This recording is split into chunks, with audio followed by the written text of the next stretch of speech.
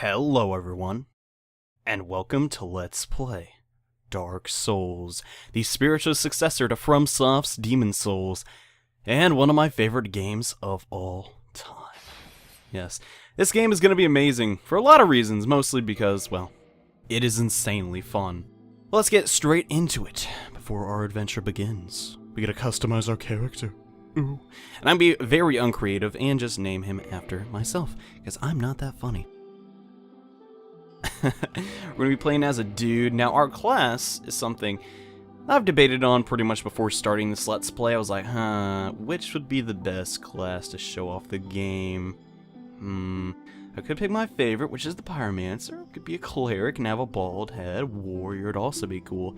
But at the end of the day, I decided that we're going with Deprived. No, I'm just kidding. We're going to pick Pyromancer just because I think it's the most well-balanced. And it's pretty much a very good class for newcomers, and it's also the one I pick the most often. Warrior or Knight should be pretty self-explanatory. Warrior's basically like just gonna say, I ain't gonna ever use magic or any spells. Knight's pretty much the same thing. A little bit higher HP though, and a little better shield in my opinion. We've got our Wanderer, who has a really high dexterity, which would make sense for the type of character that we're gonna use. So I was either debating the Thief or the Wanderer. Decide with the Pyromancer though. Bandit has an axe. That's pretty much all he's got going on for him. Has a pretty good shield, though. The Hunter, it's not that good at all. Shield's actually pretty terrible. We've got our Sorcerer, and I've actually never created a Sorcerer in Dark Souls. Don't really like it that much.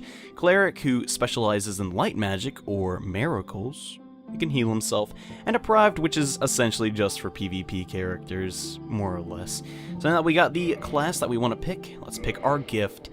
So you could either go hard mode and be like, I don't need a gift, I'm too good. Or you could pick one of these ones. Goddess's Blessing is a very powerful healing item, but there's multiple of them in the game, so picking one as our gift probably isn't the best idea. Black Firebombs are horrible, don't pick that. Twin Humanities, also very bad, considering you get 3 Humanities in the beginning of the game. Don't know why you'd pick that either. Binoculars, not that good. Pendant, which is literally completely useless, do not pick it. The Tiny Being's Ring, not that good either. An Old Witch's Ring, which isn't fantastic. The best gift in the game, hands down, is the Master Key. If this is your first time playing Dark Souls, get the Master Key. That's really all I have to say about it. Physique, let's just go average, who cares? Personally, I like the Eastern Traveler face. He just looks so happy, man. He's like, hey, what you doing? I don't really know. Hair, let's see. I've always been a fan of short hair, personally. I might as well pick my hair color. With that cosmetic stuff being taken care of, let's get this adventure underway.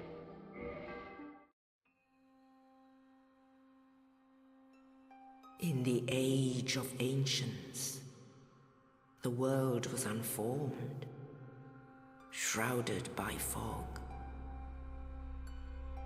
A land of grey crags, arch trees, and everlasting dragons.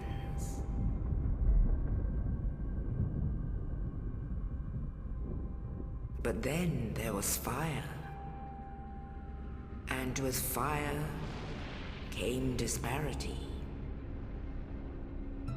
Heat and cold, life and death, and of course, light and dark.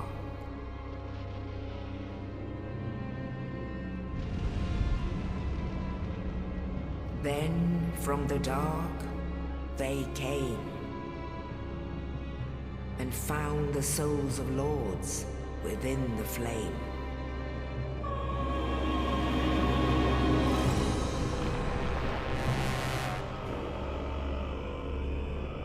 Nito, the first of the dead.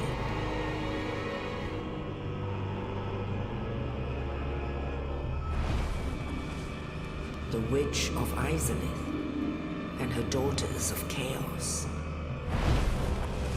Gwyn, the Lord of Sunlight, and his faithful knights. And the furtive pygmy, so easily forgotten.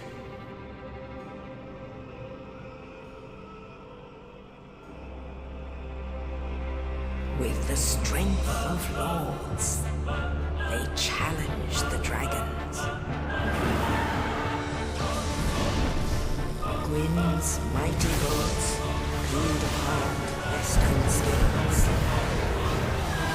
witches weaved great firestorms. Nito unleashed a miasma of death and disease. And Seath the Scaleless betrayed his own, and the dragons were no more.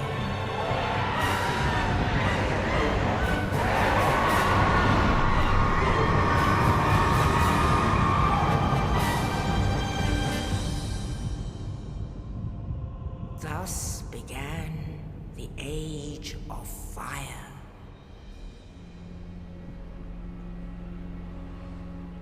But soon the flames will fade, and only dark will remain.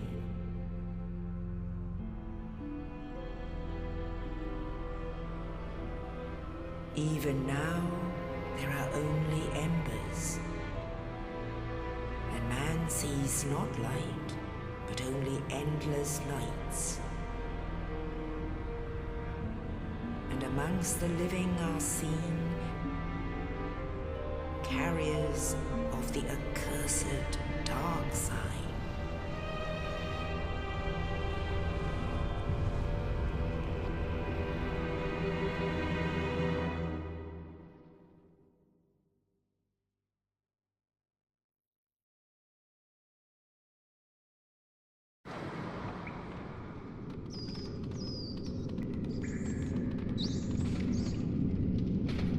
Yes, indeed. The dark side brands the undead.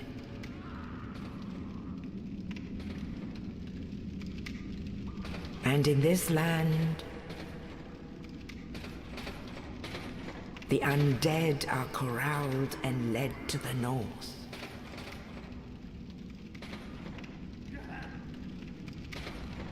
Where they are locked away to await the end of the world.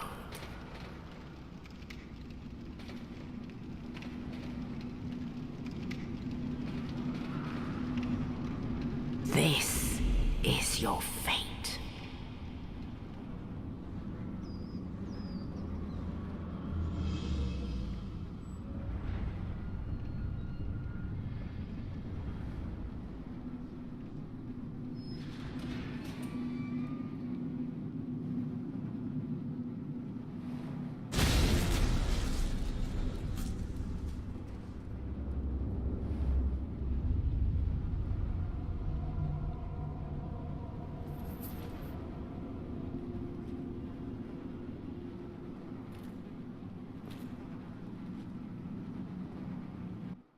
So, this game starts off. We're basically in jail, then a guy throws a dead body at us.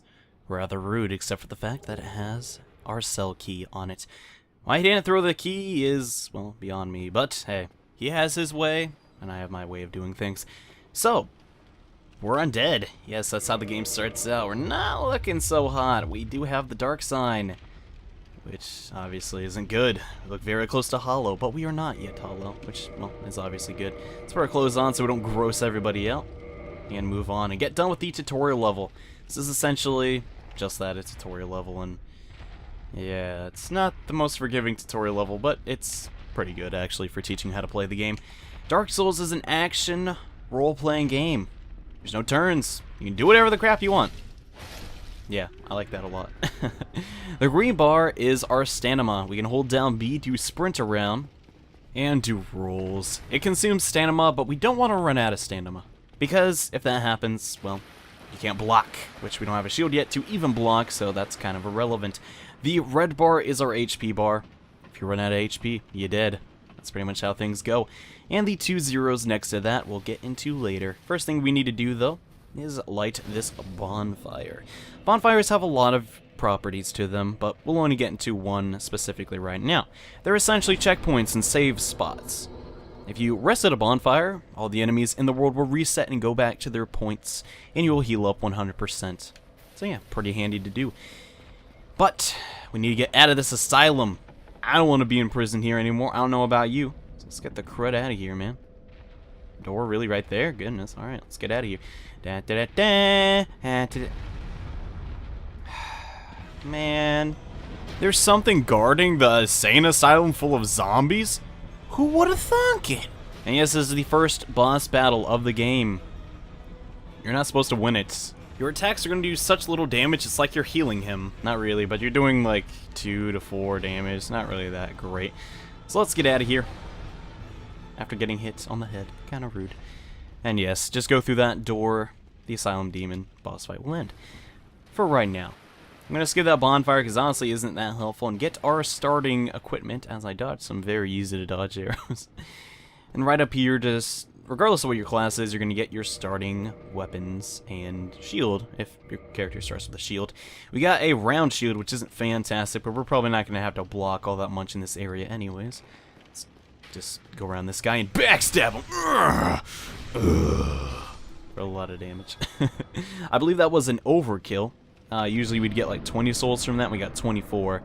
So pretty cool. And hey, there's that guy that freed us from our cell. What's he doing in there? Oh, it doesn't look like we can get to him. Well, how about that crap? We'll basically just come up here. There's a little hollow that'll push that ball down and let you get access to this guy who, I guess, fell through the roof or something? Oh, you. You're no hollow. Thank goodness. I'm done for, I'm afraid. I'll die soon, then lose my sanity. I wish to ask something of you. You and I are both undead. Hear me out, will you? Regrettably, I have failed in my mission, but perhaps you can keep the torch lit. There is an old saying in my family, thou who art undead art chosen, and thine exodus from the Undead Asylum maketh pilgrimage to the land of ancient lords. When thou ringeth the bell of awakening, the fate of the undead thou shalt know. Well, now you know, and I can die with hope in my heart. Oh, one more thing. Here, take this.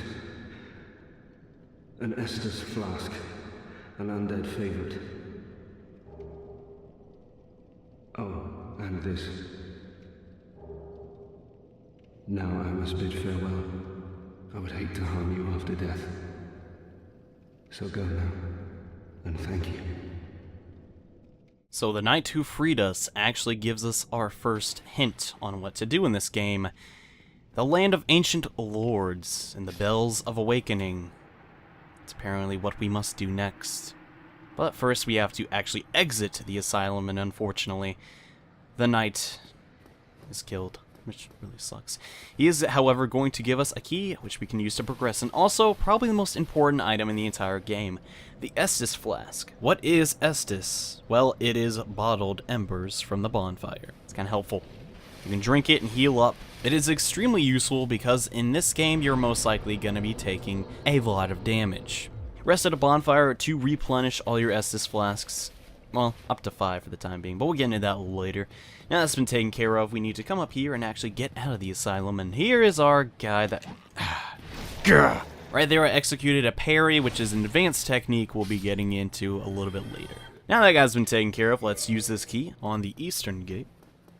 And come over here. Now if you started with a pyromancy, this dead body will have a pyromancy flame for you, which we definitely want to use. Pyromancy is just very helpful. It's your first time playing through the game.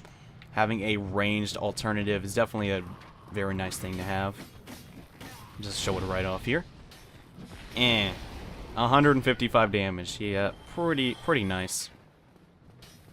Definitely nothing to scoff at. Just backstab this guy and get to our second fog door. Now, if this is your first time playing Dark Souls, be prepared here. There's a couple things that can make this battle a little bit easier. First off, two-handing.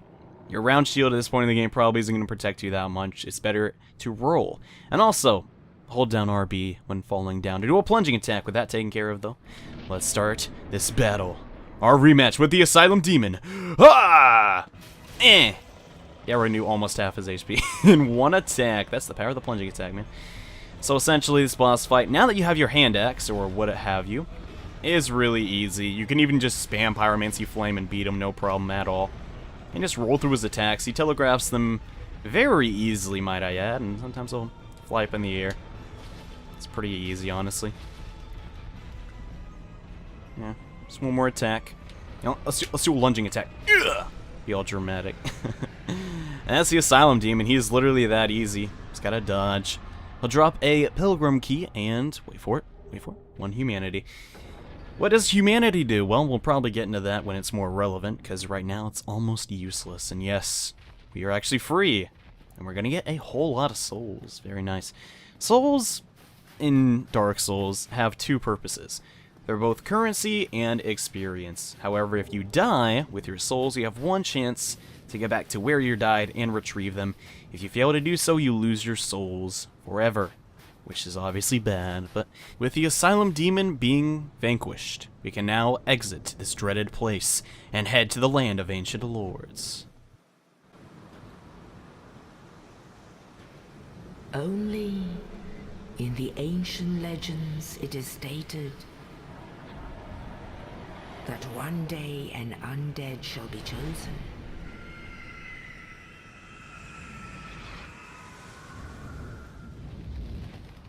To leave the Undead Asylum in pilgrimage to the land of the ancient lords. Lordran.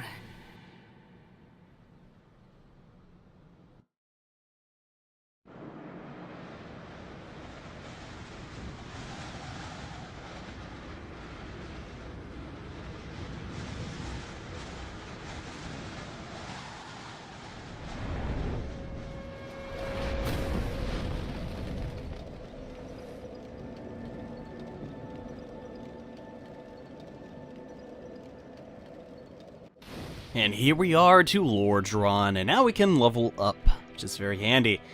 Probably gonna do that after I do something else around this area. This is Firelink Shrine, essentially the central hub of the game, and a really awesome place. We're gonna be greeted by this one guy who is essentially a staple in most Souls games. Well, what do we have here? You must be a new arrival. Let me guess. Fate of the undead, right? Well, you're not the first. But there's no salvation here. You'd have done better to rot in the Undead Asylum. Too late now. Well, since you're here, let me help you out. There are, actually, 2 bells of awakening. One's up above in the Undead Church.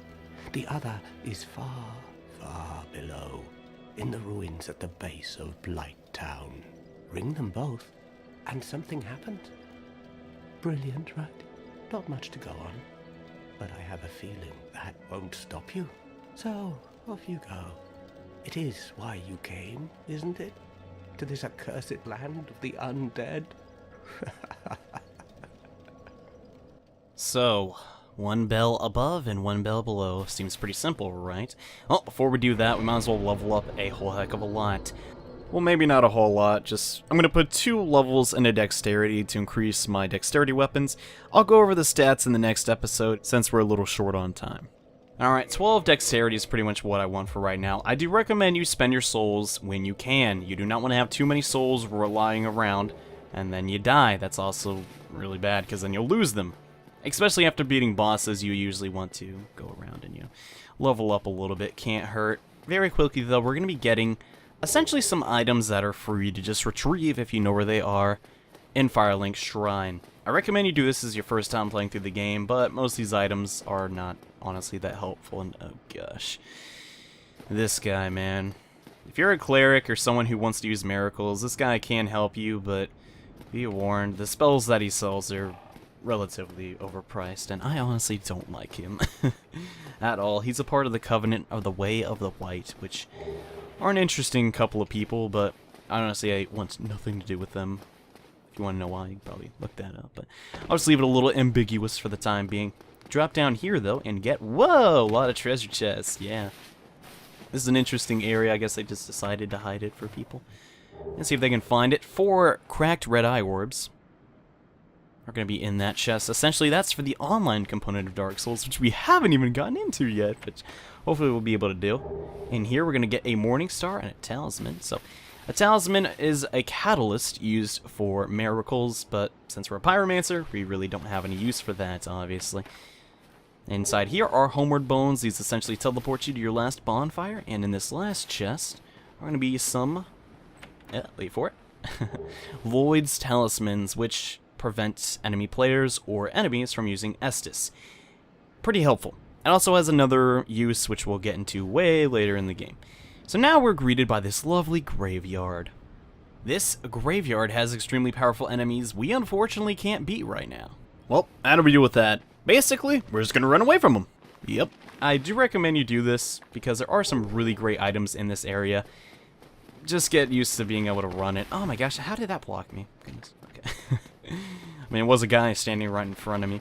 Over here is a super helpful strength weapon, the Zweihanda, which is personally one of my favorite great swords in the game. No, it's an ultra great, isn't it? It's pretty good, nice. A winged spear if you want to use a spear. It's a pretty good one, and gosh, all the skeletons are making really loud noises. All the way back there. Down there, I believe, is a shield, which I honestly don't recommend. It's not that great, honestly, and you should probably keep running, because those skeletons are going to chase us for quite some time till we get to another bonfire.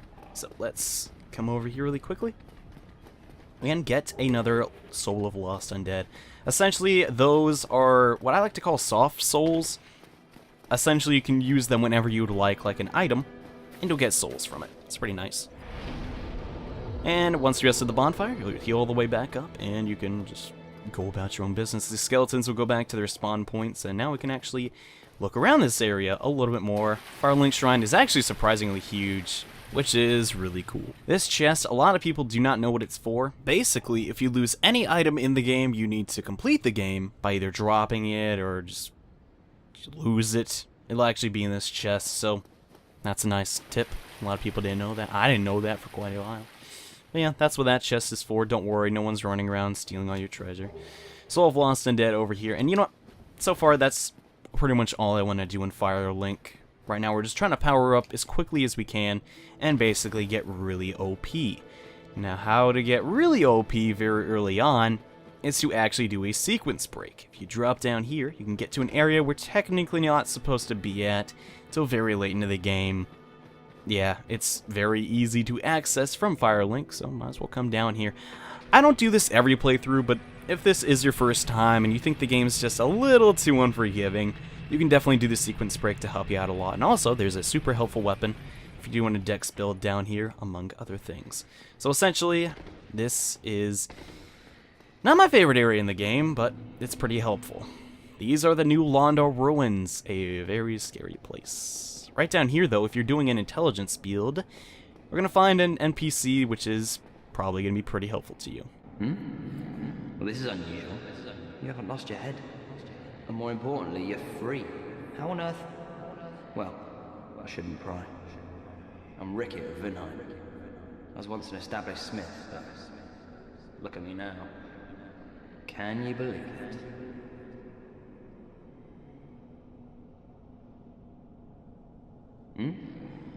What is it? Have you? Oh no. Don't worry. I've no intention of escape. It's safe here. I can't bear the thought of going hollow out there. Although, I must admit, I've not much to occupy myself. How about this? I could forge your weapons, albeit with rather minimal tools. I'll show you what made me the best in Vinheim. So, if you are doing an intelligence build, he's actually a pretty great guy to visit. He sells various sorceries, and even a catalyst if you don't like the one you start with. Which, I think that is the one you start with, so that's completely unrelated. Later on, we'll actually find an ember, though, which we can give to him, and, well, do some stuff with that. Come back soon. Smithing helps soothe my nerves. Don't let me wither away out of idleness. Sorry bro, we probably won't be visiting you because pyromancies are my cup of tea. Anyways, that's not all we want to do here in the new Londo Ruins. Like I said, we're going to be doing a sequence break. What is that sequence break? After get him away. Get my E-stock, nice. So I don't like the hand axe that much. This weapon is basically essentially way better. It can be two-handed, has a nice little stabbing animation, but I don't know. Not the best for hitting enemies on the ground. Nah, yeah, it's not really that great. Now, what if you can't use this weapon? What if you're like, hey, that weapon looks really cool, I want to use it? Well, essentially, each weapon in the game has stat requirements. If you look in the bottom right, you'll see required parameters. Needs 10 strength and 12 dexterity. 0 intelligence and 0 faith is required. The Zweihander requires 24 strength and 10 dexterity. And as you can imagine, the straight sword hilt doesn't require much at all. Keep this in mind when deciding to build your character of the different stat requirements for each of your weapons. So you don't want to put a lot of points into int if you're going to use strength. And alright, now that that's taken care of, let us actually hit this dude really quickly. It's going to drop an item we're going to need a little bit later in the game, which, well, I don't recommend using right now, which are transient curses, which are useful, but not for what we're doing right now, because we're basically going to die here. Yes, the first episode I'm already dying. Yeah. Might not be the best walkthrough, but it's how I play the game. This chick is a ghost. You can't hit ghosts. You just can't without a transient curse. What we're actually here to do, though, is get this. A Firekeeper's Soul, and, see you later, ladies. Oh gosh, there we go. We died there on purpose. We will lose 200 souls, but it's not the end of the world. That Firekeeper's Soul that we picked up is extremely valuable, because if we come back down this way, near the new Londo Ruins, we will find a woman inside of a cell. This lady cannot speak, at least not right now. She can reinforce our Estus flasks for us, using a Firekeeper's Soul. Yes. So now you may look at the bottom and see Estus Flask +1. Now our Estus Flasks will heal us from much more. If you're having a hard time with Dark Souls, I definitely recommend you just go down there and get that, because it is extremely helpful. But with all the prerequisites being taken care of, we are ready to start the main adventure and look for the first Bell of Awakening. So see you guys in the next episode when we head to Undeadburg. Bye.